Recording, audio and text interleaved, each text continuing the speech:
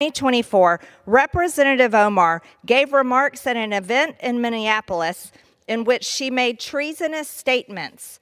Whereas Representative Omar said she has spoken to many Somalians who asked her to intercede for the Somali government by pressuring the United States government into certain actions. Remarks, the gentleman from South Carolina, I have very strong disagreement with a lot of the statements that Representative Omar has made. We've covered most of them.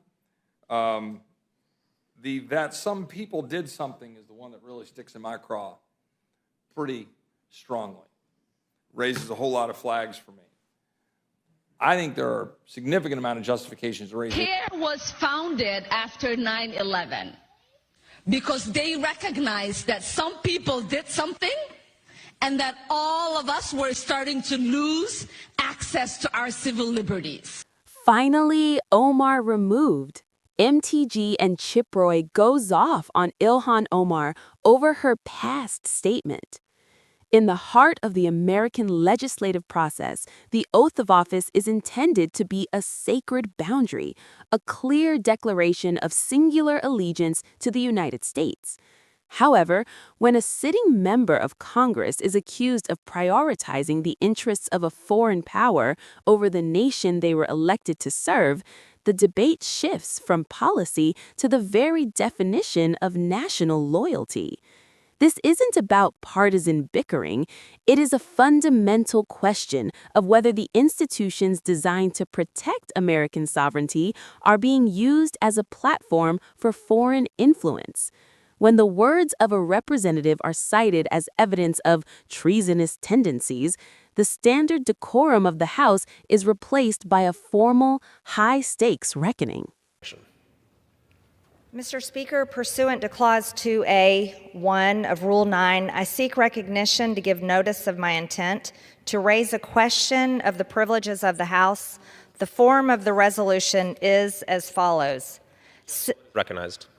Censuring Representative Ilhan Omar of Minnesota.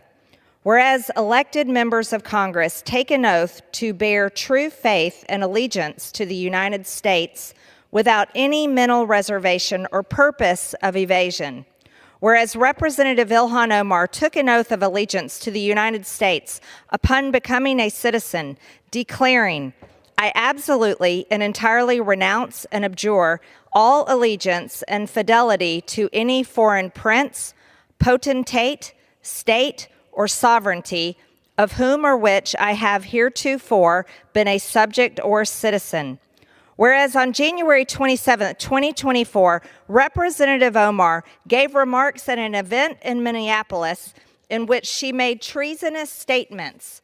Whereas Representative Omar said she has spoken to many Somalians who asked her to intercede for the Somali government by pressuring the United States government into certain actions. Whereas Representative Omar assured the Somalians she spoke to, the U.S. government will only do what Somalians in the U.S. tell them to do. They will do what we want and nothing else. They must follow our orders, and that is how we will safeguard the interest of Somalia. Whereas Representative Omar continued, "For as long as I am in U.S. Congress, Somalia will never be in danger. Its waters will not be stolen by Ethiopia or others. Sleep in comfort knowing I am here to protect the interest of Somalia from inside the U.S. system." Whereas George Washington warned in his farewell address of 1796 to guard against the impostures of pretended patriotism, and further declared citizens by birth or choice of a common country, that country has a right to concentrate your affections. The name of American, which belongs to you in your national capacity, must always exalt the just pride of patriotism more than any appellation derived from local discriminations. Whereas these statements by Representative Omar clearly violate the oath she took as an elected member of Congress to defend and protect the United States Constitution. Whereas Representative Omar has exhibited the treasonous tendencies George Washington warned about, and her actions must be condemned by all members of Congress who adhere to the oath they took upon assuming office. And whereas by openly admitting her efforts to advance Somalia's interest using her position as a United States representative, Representative Omar has revealed herself to be a foreign agent acting on behalf of a foreign government. Now, therefore, be it resolved that Representative Ilhan Omar of Minnesota be censured. Representative Ilhan Omar forthwith present herself in the well of the House of Representatives for the pronouncement of censure. Representative Ilhan Omar be censured with the public reading of this resolution by the Speaker, and Representative Ilhan Omar be and is hereby removed from the Committee of the Budget and the Committee on Education and the Workforce. Gentleman from Texas is recognized. Appreciate the chairman. I do associate myself with the remarks of the gentleman from Kentucky, but also the gentleman from South Carolina, the gentleman from Pennsylvania, the gentlelady, all the remarks that we've been talking about over here. And I appreciate the spirit of the remarks from the gentleman from Colorado. And would note that we're here for a very obvious reason. The door was opened, and now we're dealing with that. And the door shouldn't have been opened. I'm reminded when I was in the Senate Judiciary Committee in 2005, and Miguel Estrada was being filibustered by the Democrat majority at the time. And we know why.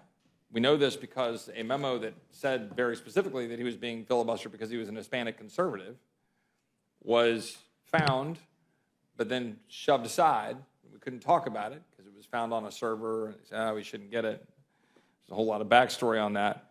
But there was a lot of drama around that. There were 7 judges being held up: Priscilla Owen, Janice Rogers Brown, because she's black. That was all happening. We just sweep that aside.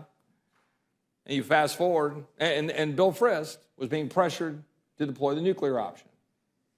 I remember being a part of all those conversations, the Senate lawyer and the Judiciary Committee. Bill Frist decided not to deploy the nuclear option. In 2013, Harry Reid did deploy the nuclear option. 2017, then certain things changed at the United States Supreme Court.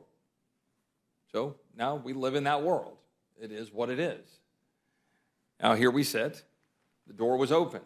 I just went back and reread my speech on the floor because the gentleman, I hadn't done that yet. I went back and reread my speech on the floor. Not stand by every word of that speech.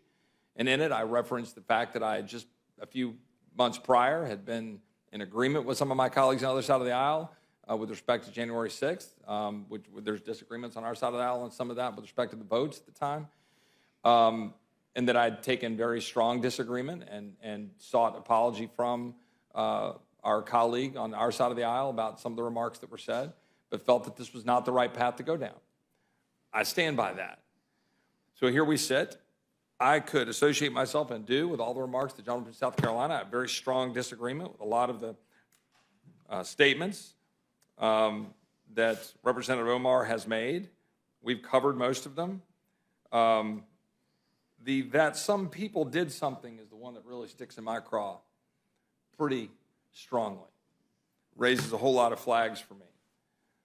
I think there are significant amount of justification. For as long as I am in U.S. Congress, Somalia will never be in danger.